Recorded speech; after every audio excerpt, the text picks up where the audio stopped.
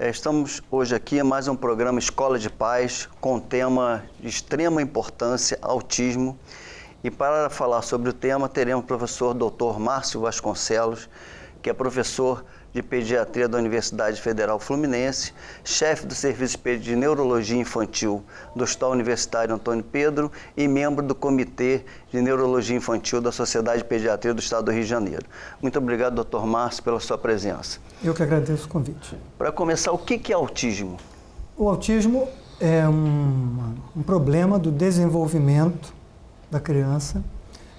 É um problema que se manifesta nos primeiros anos de vida e você identifica o autismo a partir de um conjunto de sintomas do comportamento. Em geral, as famílias começam a suspeitar que algo está errado porque a criança demora a falar. Então, a situação típica é aquela em que a criança com 1 ano, 1 ano e meio, 2 anos, ainda não chama mamãe, papá, não atende, quando é chamada não se vira em direção a quem a chama. Então, costuma ser o primeiro sinal de que tem algo errado, a criança que demora a desenvolver a fala. O autismo está aumentando? Olha, o autismo está aumentando no diagnóstico. Houve, sem dúvida alguma, um aumento muito significativo do número de crianças diagnosticadas com autismo. Eu até trouxe um gráfico, é um gráfico baseado em estatísticas americanas, que mostra que da década de 70 para cá, nesses 40 e poucos anos, a frequência do problema passou de 1 para 5 mil, para a estatística que está aqui no gráfico, a última estatística do gráfico é 1 para 88 em 2012. Então, se a gente fizer a conta, é um aumento de mais de 50 vezes no diagnóstico do autismo. Mas este aumento é real? A grande pergunta que as pessoas se fazem é se esse aumento é real ou não. E o gráfico, eu coloquei uma setinha no gráfico para mostrar que em 1990 o Congresso americano aprovou a Lei IDEA, que é uma lei que provê educação gratuita para crianças com alguma deficiência físico-mental.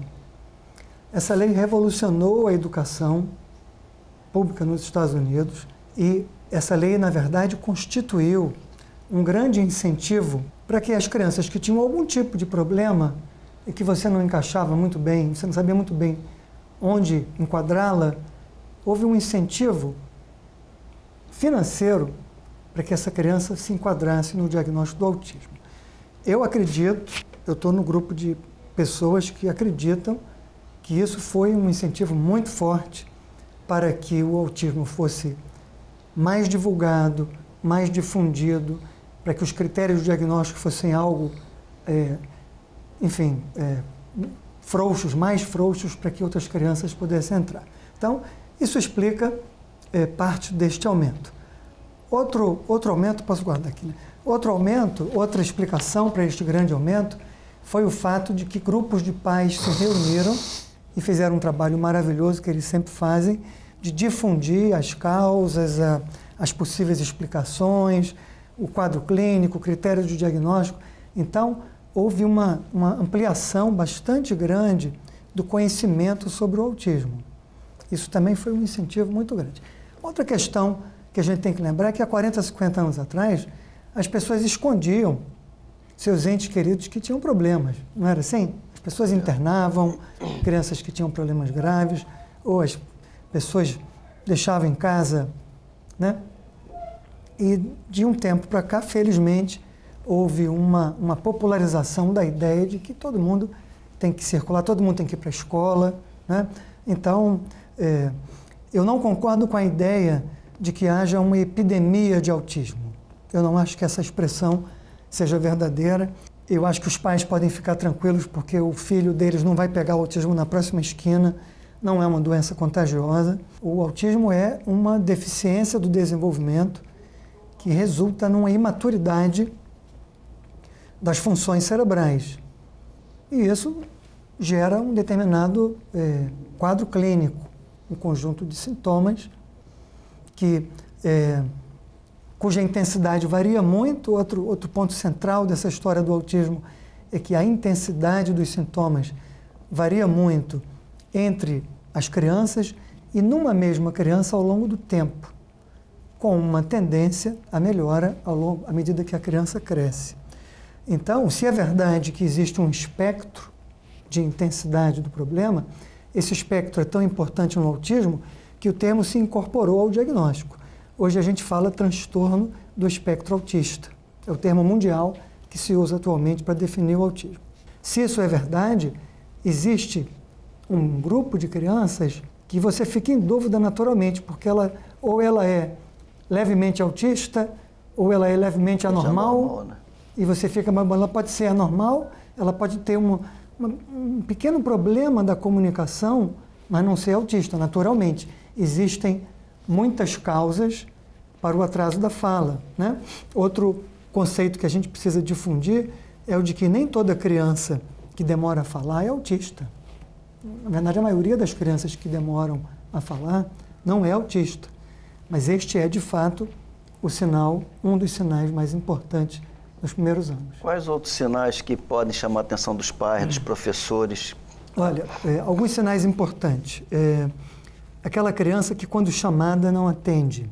Dá a impressão de que ela é surda, mas você faz o teste auditivo e a audição dela é perfeita. É aquela criança que evita o contato visual com as pessoas, com os entes queridos, com os pais, com os parentes, os irmãos. Aquela criança que evita claramente a interação com crianças da mesma idade. As crianças tendem a se aproximar, né? Basta você observar na praia, no clube, você constata que as crianças se atraem naturalmente, né? A criança do espectro autista, ela evita essa aproximação, na grande maioria das vezes. A criança autista, ela não sabe brincar de maneira imaginativa. O que isso significa? Se ela pegar um carrinho, por exemplo, em vez dela se imaginar pilotando o carrinho de Fórmula 1, ela vai virar o carrinho e vai brincar com a roda do carrinho por longos períodos. Ela se preocupa com uma parte do objeto, abrindo mão da utilidade daquele objeto inteiro. Este é um outro sinal. A criança autista tem um comportamento repetitivo. Ela é restrita e repetitiva nos seus interesses e no seu comportamento. Como assim? Exemplos práticos. É aquela criança que quer ver o mesmo vídeo, o mesmo DVD 100 vezes. Isso, acreditem que existem crianças assim. É aquela criança que quer ver, ela tem interesses bem restritos. Por exemplo, uma criança só quer ver os créditos. Ela quer ver aqueles créditos finais do filme passando rapidamente. Eu já conheci, por exemplo, uma criança que era apaixonada por aquelas letrinhas subindo e ela fica ali, ela se empolga imensamente, ela tem um interesse extremamente extremado por aquelas letrinhas subindo e ela demonstra a empolgação dela com movimentos repetitivos, que os médicos chamam de estereotipias, né? Mas são movimentos repetitivos, como, por exemplo, sacudir as mãos, ou dar pulinhos seguidas vezes, ou balançar o corpo, né? Enfim, existem toda uma série de sinais. É a criança que, se você deixar ela a sós com ela mesma, ela senta no canto e fica um longo período brincando com um objeto aparentemente muito pouco interessante, como, por exemplo, um saco plástico, um pedaço de papel, ou ela passa horas folheando revistas de maneira apressada, né, apenas pelo barulho. Às vezes ela tem um interesse sensorial muito específico e incomum. Ela se interessa por um barulho ou por uma textura. Então ela se aproxima de uma porta e quer ficar pegando na porta por muito tempo. E existe tratamento para o autismo? Existe tratamento, sim. Existem tratamentos até demais, eu diria. Como é fato que nós temos mais crianças sendo diagnosticadas com autismo, e eu não acho isso ruim, né? Há 30 anos atrás, falar em autismo para uma família era como se fosse assim uma sentença de morte, né? E graças a Deus as pessoas entenderam que o autismo não é uma sentença de morte. O autismo é um problema tratável e Uma das boas notícias sobre o autismo é que o diagnóstico está sendo definido mais cedo, portanto, com sintomas menos intensos e com uma melhor perspectiva de tratamento. Eu lhe diria, há 15 ou 20 anos atrás, a idade média de uma criança diagnosticada com autismo era muito próxima de 9 ou 10 anos. Hoje, no nosso país, no Rio de Janeiro, eu acredito que a idade média deve estar em torno de 3 anos de idade. O ideal é que seja aos 2 anos. Já é possível, com os recursos que a medicina dispõe, é possível, na maioria das vezes, definir o diagnóstico. Mas quais recursos são esses? 2 anos. Os recursos são basicamente o conhecimento dos critérios de diagnóstico. Existem critérios de diagnóstico bem definidos. Recentemente, inclusive, esses critérios foram reorganizados pelo DSM-5, né, um livro da Sociedade Americana de Psiquiatria, um livro muito importante que o mundo inteiro usa. Em junho de 2013, saiu a publicação da 5ª edição desse livro, que é um compêndio de critérios de diagnóstico, e ele fez uma reorganização que me pareceu interessante sobre os critérios de diagnóstico. Então, basicamente, eu acho que os médicos, principalmente os pediatras, os neuropediatras, os psiquiatras infantis, devem estar muito bem familiarizados com esses critérios de diagnóstico para detectar precocemente, a partir de sinais de alerta, é possível detectar precocemente a criança que tem autismo ou que está sob alto risco de ter autismo, cuja melhor assistência deve ser iniciar a reabilitação imediatamente. Então, como é o tratamento? O tratamento se baseia em reabilitação. Essa é a locomotiva do tratamento. Os pais que têm uma criança com suspeita de autismo, eles devem procurar um profissional capacitado, ajudá-los a definir o diagnóstico ou estreitar as possibilidades de diagnóstico e a orientá-los, sobretudo orientá-los em como cuidar praticamente desse problema. Eu acredito que toda criança, por mais autista que ela seja, por mais perto que ela esteja do extremo mais intenso do espectro autista, ela deve sofrer intervenção imediata e há sempre uma perspectiva favorável de melhora. Continuando a sua resposta, existem instrumentos padronizados de pontuação. Esses instrumentos servem como um elemento de triagem para dizer quem tem autismo e quem não tem. Mas eu estou também no grupo que acredita que quem deve definir o diagnóstico de autismo é um médico. Eu acho que o médico é o profissional mais capacitado para essa diferenciação entre o autismo e outras possibilidades diagnósticas. Um parêntese que eu me sinto no dever de falar sobre isso aqui, eu acho que há uma espécie de furor diagnóstico. Nos dias de hoje, eu acho que tem muita gente arremessando o diagnóstico de autismo sobre as crianças, sobre as famílias. Eu acho que as pessoas devem ter, embora não seja proibido absolutamente falar sobre isso, óbvio, mas eu acho que as pessoas têm que ter cautela e elas devem deixar, no meu modo de ver, esse diagnóstico para um médico capacitado que tenha estudado esse assunto o suficiente para definir o diagnóstico. E do ponto de vista farmacológico? Exato. Então, você veio perguntar sobre o tratamento. O tratamento ele tem 3 vertentes básicas. A principal é as terapias, reabilitação, né, as múltiplas terapias que existem à disposição para você estimular a criança. A criança autista, ela não está alheia ao mundo. Eu não acredito com aquela visão antiga de que a criança autista morava em outro planeta, morava em outro lugar e estava alheia ao mundo. Eu não acho que isso seja verdade. A criança autista está atenta ao mundo, pelo menos boa parte do tempo, e é possível estimulá-la intensamente para ela ver que vale a pena ou ela superar os obstáculos que a estão impedindo, sejam lá quais forem os obstáculos, que a estão impedindo de interagir e desenvolver as suas habilidades de fala, de comunicação, de interação. Não é? Então, quer dizer, além dessa vertente de reabilitação, temos as intervenções pedagógicas, ou seja, a escola deve ser uma grande parceira no tratamento, na recuperação da criança com transtorno do espectro autista. Existem boas escolas que estão fazendo um trabalho muito interessante aqui no Rio de Janeiro, que estão atentas a essa questão, a esse problema de saúde pública que é o autismo.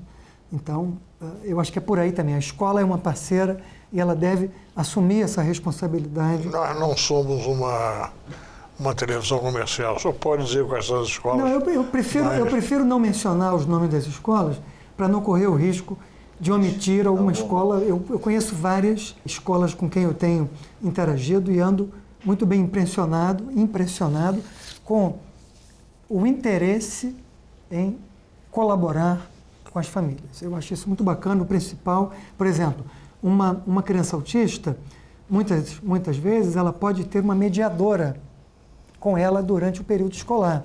Isso, nos casos um pouco mais intensos, pode ser muito interessante, do ponto de vista da criança, pode ser muito interessante. Mas é fácil imaginar que ter mais uma pessoa dentro de sala de aula é um transtorno, às vezes é um transtorno para a escola, né?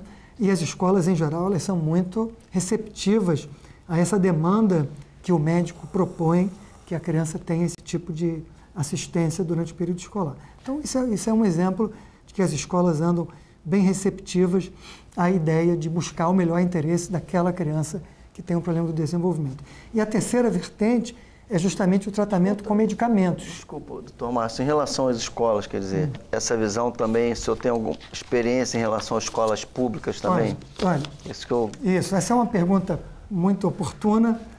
Enquanto eu estava falando aqui, eu sei que o senhor trabalha lá no Antônio Pedro, não trabalha só em consultório, trabalha no Antônio Pedro. Eu trabalho principalmente lá no Antônio Pedro. Principalmente lá, o seu lugar mais importante de trabalho. E lá em Niterói, já que você citou, em Niterói, a Fundação de Educação de Niterói tem pessoas muito interessadas, muito qualificadas, tentando organizar, fazendo um esforço de organização para receber melhor as crianças autistas. Dito isso, eu afirmo que a dura realidade é que a imensa maioria das crianças que são atendidas no SUS, no Sistema Único de Saúde, incluindo o Hospital Antônio Pedro, não recebe o atendimento pedagógico que mereciam receber para ter uma boa chance de melhora significativa do autismo. Eu conheço, eu estou tentando lembrar aqui de uma ou duas exceções, mas, por exemplo, existem ideias muito boas, por exemplo, o CAPSI, o Centro de Atendimento Psicossocial à Infância, que é uma ideia dos municípios, né? São centros de atendimento multidisciplinar para as crianças com diferentes dificuldades, deficiências. É uma ideia muito boa que, na prática, na minha experiência, na prática, esses centros não atendem a grande maioria das crianças que precisam desse tipo de atendimento. Mas é porque nós estamos lotados. Mas é porque os profissionais faltaram, pediram demissão. Eu não sou administrador, eu não sei como isso funciona. Eu estou na ponta de quem solicita a assistência para os meus pacientes e não é atendido. Então, a dura realidade é que nós temos ainda um caminho a percorrer. Então, você está vendo que a escola está se adaptando, procurando estimular melhor do que o nosso tratamento em termos da saúde. Não, eu acho que as escolas acordaram para o problema. Existe a Lei Berenice Piana, sancionada em dezembro do ano passado, dezembro de 2012. Não é? Essa lei, entre outras qualidades, esta lei estabelece uma multa de 20 salários mínimos para as escolas que recusarem a matrícula de uma criança porque ela é autista. Então, eu acho que isso foi um alerta. Eu acho que as escolas estão bem preocupadas, não só isso, naturalmente, isso não é por causa da lei que elas se preocuparam. Existe há muito tempo essa demanda.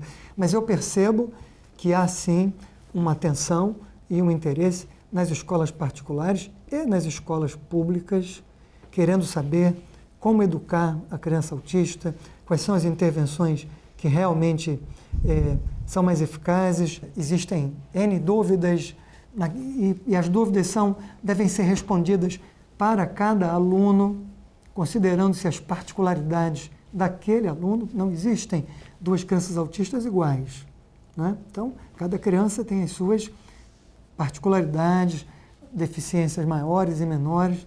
Então, considerando-se um dado aluno, ele deve frequentar a escola, a turma convencional, parte do tempo, todo o tempo, ele deve ir para uma turma só com recursos especiais, quais são os recursos que serão mais eficazes a cada etapa do tratamento dele. Quer dizer, existe todo um trabalho assistencial multidisciplinar que deve ser feito. É um trabalho volumoso, grande, porém, ele dá resultados. A boa notícia é que esse trabalho, quando feito com dedicação, a criança autista vai melhorar, mas se for mais incentivada, mais estimulada por profissionais que tenham familiaridade, capacitação para lidar com crianças autistas. Então voltamos ao ponto 3, ao ponto 3, que era o tratamento com medicamentos. Olha, existem inúmeras propostas também sobre o tratamento farmacológico com remédios para a criança autista. Existem alguns medicamentos mais usados. Um exemplo prático que me ocorre aqui imediatamente é a risperidona, que é um medicamento que melhora questões comportamentais, uma criança muito irritada, muito refratária ou mesmo agressiva com as outras crianças. Às vezes o tratamento pode ajudar. Existem vários medicamentos que podem ser úteis para combater os sintomas que dificultam a socialização da criança autista. É verdade que há uma escassez de medicamentos que tratem os sintomas centrais do autismo. Essa é uma distinção, né? Existem os sintomas centrais do autismo, aquela questão da dificuldade de comunicação, aquela questão da socialização e o comportamento restrito e repetitivo. Esses seriam os sintomas centrais. E existem os sintomas associados, que dificultam o tratamento por reabilitação dos sintomas centrais, que são principalmente sintomas comportamentais em que a criança fica muito ansiosa, ou muito irritada, ou muito agressiva, enfim, ou surge algum tipo de situação em que ela não consegue participar de nada porque é extremamente inquieta. Então, existem tratamentos que podem ajudar bastante. Um bom médico vai saber dar as mãos aos pais, usar os medicamentos apropriados a cada momento para ajudar a criança. Uma observação importante, Lobo, que a gente tem que mencionar é que, como o autismo é um problema do comportamento, e já houve até teorias antigas que culpavam a mãe ou os pais sobre a causa do autismo, uma coisa que nós não falamos ainda é a causa do autismo. Então, como havia ideias sobre que a causa do autismo seria a negligência da mãe, a omissão da mãe ou dos pais, até hoje há uma certa culpa pairando no ar dentro de casa daquela família que tem uma criança autista. Então, a coisa mais importante que eu tenho para dizer para os pais de uma criança autista, toda vez que eu atendo uma criança com esse diagnóstico, eu menciono esse ponto, é que não existe responsabilidade da mãe ou do pai ou de algum parente pelo autismo. A gente tem que descartar de vez a ideia de que o autismo poderia ter sido evitado por alguma medida, por alguma consulta extra, por algum exame extra feito mais cedo. O autismo não decorre da culpa dos pais. Os pais têm que se livrar dessa noção de culpa para eles buscarem a melhor maneira possível de assistir o seu filho, para ajudar o seu filho a se recuperar. Eles têm que colocar um mantra na sua cabeça. É possível ajudar o meu filho a melhorar e eu vou fazer de tudo para ajudá-lo nesse sentido. Mas por conta disso, talvez por conta dessa culpa, existem muitas propostas alternativas para o tratamento do autismo. Eu sou um médico, o Dr. Edson me conhece muito bem, sabe que eu sou extremamente tolerante e eu sou, enfim, eu acredito em diversidade, eu acredito que deve haver múltiplas propostas terapêuticas para os pacientes em geral. Mas quando a gente está falando de um assunto sério como o autismo, eu peço aos pais para eles tomarem muito cuidado com as propostas mirabolantes, sobretudo caras, para tentar recuperar o seu filho. Então, eu me sinto no dever de informar que não existe tratamento com células-tronco para o autismo. Eu já atendi famílias cujos pais venderam automóvel, venderam imóvel para ir não sei aonde, em Singapura, no México, na China, fazer tratamento com célula-tronco para o autismo, gastando naturalmente muito dinheiro. Isso não é, dentro da visão científica que eu procuro ter em relação ao autismo, isso não é aceitável, isso não é reconhecido. Eu também tenho que informar que as vacinas não causam o autismo. Isso foi uma ideia propagada a partir de 1998 por um pesquisador britânico chamado Wakefield. Ele era um cirurgião e, por algum motivo que eu desconheço, começou a pesquisar esse assunto e ele publicou um artigo dizendo que o autismo tinha uma relação, tinha uma associação com a vacina ministrada no 2º ano de vida. Por coincidência, o autismo frequentemente se manifesta no 2º ano de vida. Esse indivíduo gerou um problema enorme na Inglaterra, porque as famílias pararam de dar as vacinas contra sarampo, contra a rubéola, e aí houve um aumento exponencial do número de casos dessas infecções e houve muitas mortes que teriam sido evitadas pela vacinação. Então, outra recomendação, e eu estou dizendo isso baseado em evidências científicas, a noção de que o autismo seria causado por vacinas foi completamente descartada. Ela foi tão excluída que este pesquisador ele foi banido da classe médica britânica, que descobriram que o estudo dele era uma fraude. Então, em 2010, demorou um tempinho, né? Em 2010, ele foi banido da classe médica. Essa questão da vacinação está esclarecida no presente momento e não existe associação com o autismo. E qual é o papel dos pais no tratamento dos filhos? Olha, essa é uma pergunta excelente, porque existem correntes, né? Existem correntes que propõem que os pais vistam a camisa da criança, larguem seus trabalhos e mergulhem de cabeça no tratamento da criança e se tornem os terapeutas e tudo mais. E existem propostas mais moderadas propondo que os pais se dediquem intensamente ao seu filho, mas continuem com as suas vidas, né? Eu prefiro que os pais deixem o tratamento para os profissionais, mas que eles reconheçam a importância do problema, a gravidade do problema, e que eles elejam aquele problema como uma prioridade na sua vida. Então, por exemplo, nos dias de hoje, é muito comum que os dois pais trabalhem, não é? Eu, inclusive, antes que alguém jogue uma pedra, eu sou a favor que a mulher trabalhe, absolutamente a favor. A minha esposa, inclusive, trabalha. Então, por favor, eu sou absolutamente a favor disso. Mas é fato, na minha percepção diária, as mães que têm filhos muito pequenos em casa estão trabalhando, algumas mães pelo menos, estão trabalhando demais. Então, eu observo com alguma frequência, quando eu atendo uma criança que está lá com 2 anos de vida e está com os sintomas de autismo. Eu também não acho que seja culpa dela, mas isso é uma associação que eu percebo. Eu vou conversar com os pais e sei que os pais estão...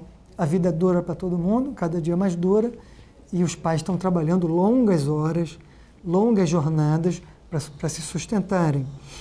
Eu frequentemente converso com os pais e digo, olha, eu adoraria, eu nesse momento estou falando como defensor do seu filho, eu adoraria que, se possível, a mãe reduzisse a sua carga horária para dar um tempo maior.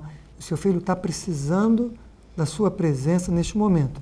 Por favor, não se demita, por senão depois você vai reclamar de mim que eu sou a causa da falência familiar. Então, não se demita, mas, por favor, dentro do se for possível, reduza um bocadinho a sua carga horária. E na imensa maioria das vezes é possível. Reduza um pouco a prioridade no trabalho e dê uma assistência maior ao seu filho. E isso vai colaborar, isso vai ajudar no nosso objetivo final. Então, quando eu trato dessa questão com os pais, quase sempre são sensíveis a essa sugestão. Eles estavam naquela roda viva mesmo por uma questão, por uma necessidade de vida, né? E quando eu menciono isso, quase sempre eles dão uma redução no seu ritmo de trabalho. E eu acho que a criança se beneficia disso. Mas se for possível o pai fazer essa redução, nada ocorre. Também sou a favor. Olha, o pai participa, olha, a presença do pai, eu digo isso regularmente, eu não estou aqui para demover a mãe da primazia nos cuidados da criança pequena, não é? Acho que a mãe é mãe. A mãe tem um lugar muito especial no coração, na mente, nos olhos da criança pequena. Mas a presença do pai é fundamental. O Dr. Edson, como pai de 5 lindas filhas, são 5, né, Edson? 5, são 5. 5, mais uma adotiva. Sim, uma que... Quer dizer, adotiva não, enteada, desculpa. Enteada, mas é filha, é filha para valer. Mas a presença do pai é fundamental. O pai precisa entender a dimensão do que está acontecendo e a hora de ele começar a se mexer e focar e priorizar esse problema é agora, porque depois vai ficar mais difícil. Este é outro princípio de tratamento. Quanto mais cedo intervir, melhor para o futuro do seu filho autista. Vamos fazer uma breve pausa e voltamos já com a Escola de Pais.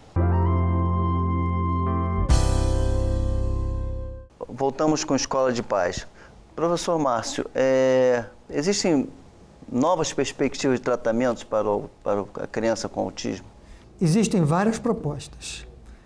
Uma das propostas, por exemplo, que me diz respeito, é o uso de tratamento imunológico para as crianças autistas, né? Primeiro de tudo, existem muitas causas do autismo. Uma informação prática para os pais é que o autismo, ou melhor, o transtorno do espectro autista, é uma palavra que reúne diferentes problemas. O autismo não é um problema único, não é uma doença única.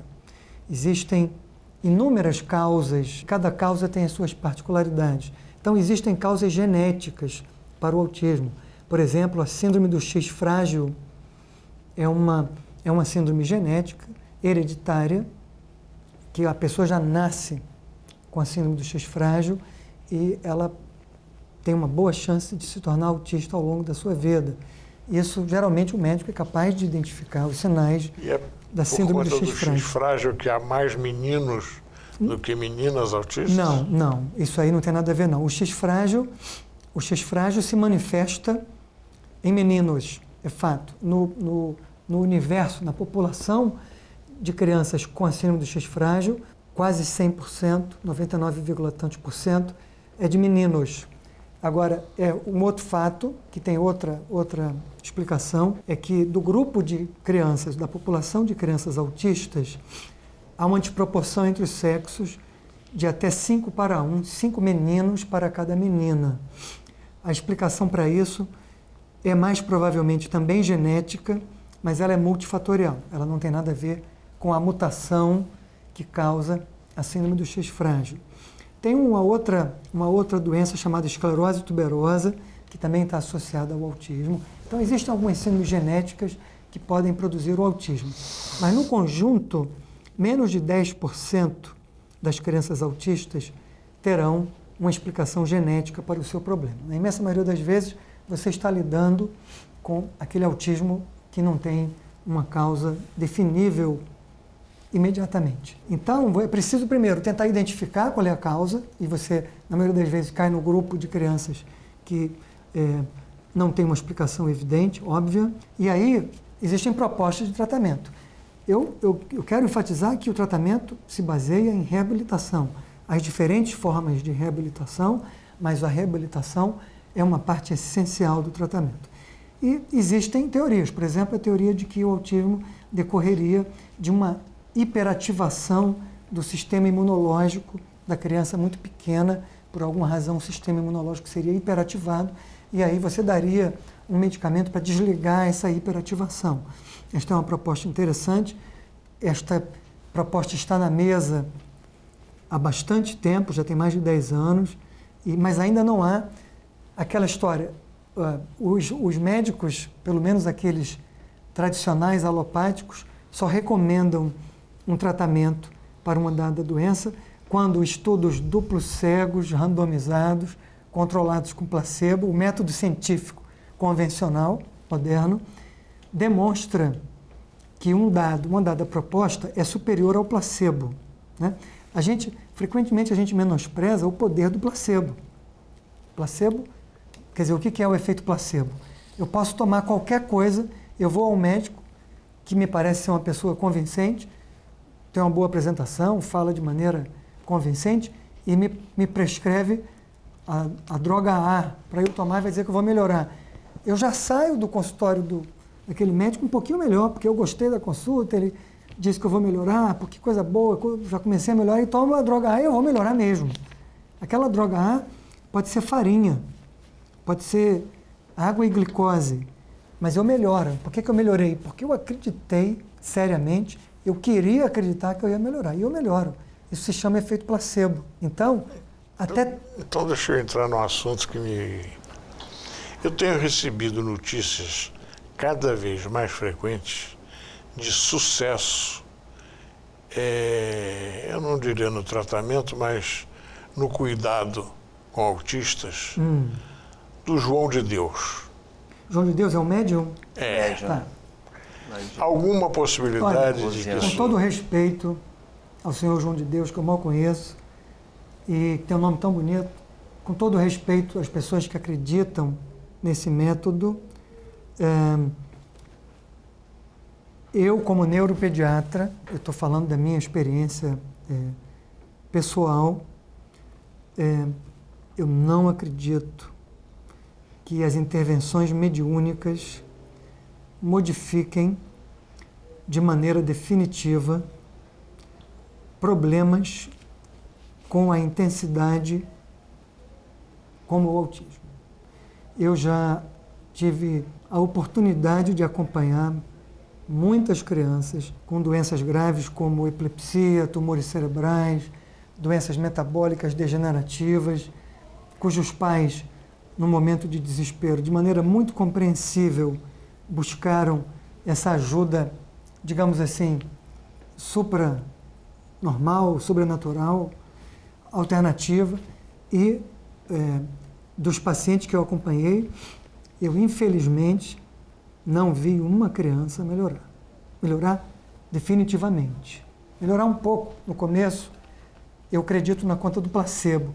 Então essa história do placebo é muito importante, né? Por isso que a medicina anda devagar, porque você precisa demonstrar a superioridade sobre o efeito placebo. Alguns estudos que eu já li falam que até 30% dos pacientes com uma dada doença melhorarão inicialmente com qualquer tratamento novo.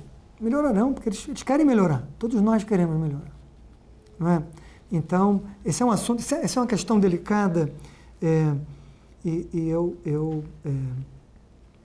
sinceramente, eu lamento até decepcionar quem está me ouvindo, mas eu não defendo esta linha de tratamento.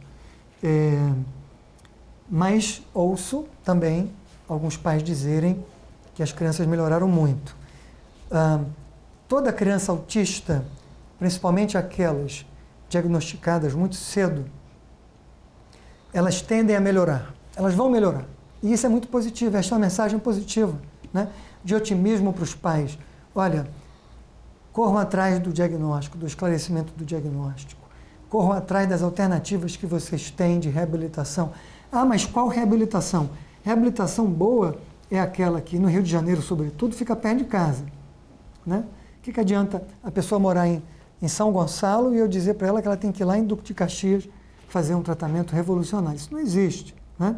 Então, a reabilitação boa é aquela que fica perto de casa, que seja alcançável, que seja viável economicamente, e existem muitas propostas de terapias visando a recuperação da criança autista. E qual é a importância da personagem da novela? Ah, sim. Essa novela tem gerado muitas perguntas, né? Em primeiro lugar, eu quero louvar o trabalho da atriz Bruna Lins Meyer, né? Eu gostei do trabalho dela. E quero parabenizar os autores também por terem introduzido esse tema na novela. Eu acho que foi muito proveitoso para a sociedade brasileira ter um personagem autista que se falasse abertamente sobre o autismo durante uma novela que tem uma audiência tão importante. Se os autores me permitissem uma breve crítica, eu achei que eles penalizaram a figura da mãe, porque eu vi alguns, não pude, não tive, enfim, tempo para ver todos os capítulos, mas eu pude observar que a mãe ela tinha atitudes muito negativas com a filha, não era isso? Ela às vezes tinha atitudes muito superprotetoras e houve alguns trechos da novela que eu assisti que eu tive a impressão que a mãe estava quase sendo responsabilizada por ter tolhido as chances de desenvolvimento da menina. E, por favor, isso não é verdade na imensa maioria das vezes. As mães que eu conheço são pessoas extremamente pró-desenvolvimento e movem montanhas para melhorar o desenvolvimento dos seus filhos. Mas eu achei a personagem muito interessante, eu gostei do trabalho da Bruna Lins Maia, principalmente no início. Eu achei que a maneira como ela estava, enfim, aquela sensibilidade sensorial que muitas crianças autistas têm, estava muito bom. Eu gostei muito dos trejeitos, das estereotipias que ela fez. No final da novela, uma crítica que as pessoas estão fazendo, e eu também, eu entendo a crítica de que no final ela teve assim um desabrochar súbito. Parecia que alguém tinha apertado o interruptor e ela desabrochou e fez um discurso de deputado federal durante o capítulo, né? E aí eu costumo dizer que, poxa, as novelas, elas têm como objetivo principal divertir, né? Não é um programa de ciência, né? Então eu acho que os autores se permitem certas liberdades para divertir a população, que eu acho que é o objetivo principal deles. Então eu gostei da presença do tema na novela e gostei do trabalho da atriz e acho que esse tipo de assunto deve ser mais difundido. No Fantástico teve aquela série de reportagens com o Drauzio Varela, que eu também gostei bastante, achei que ele falou bastante sobre autismo e falou sobre temas interessantes. Eu tenho uma pequena crítica a fazer ao programa do Drauzio Varela, que sempre é tão bom.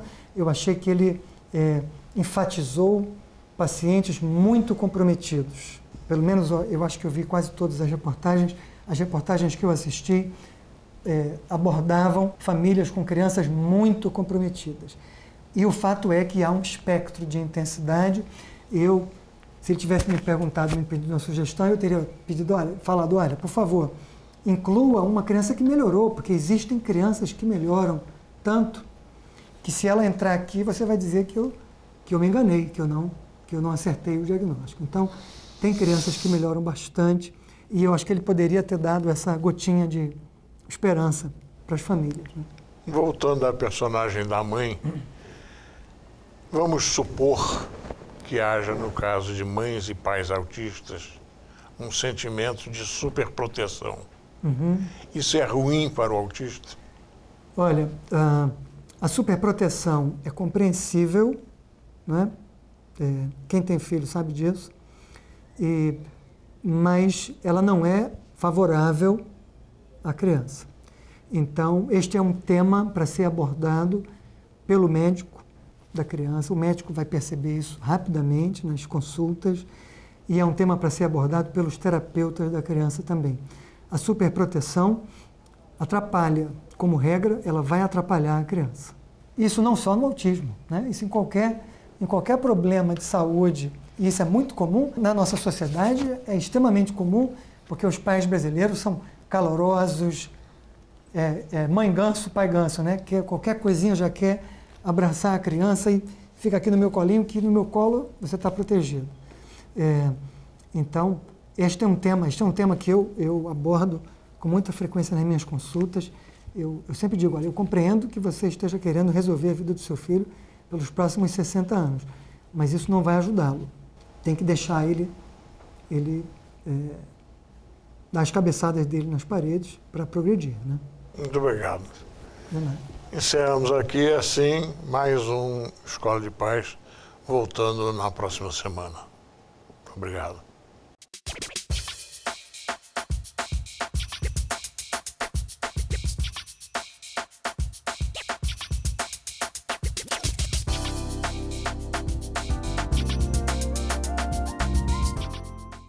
quer um esclarecimento, tem um assunto que quer ver aqui no programa, tem uma crítica, um depoimento, um elogio, escreva para Luiz Lobo, Escola de Paz, Rio TV Câmara, Praça Floriano, 51, segundo andar, centro, CEP 20031 050, Rio de Janeiro, RJ. Obrigado.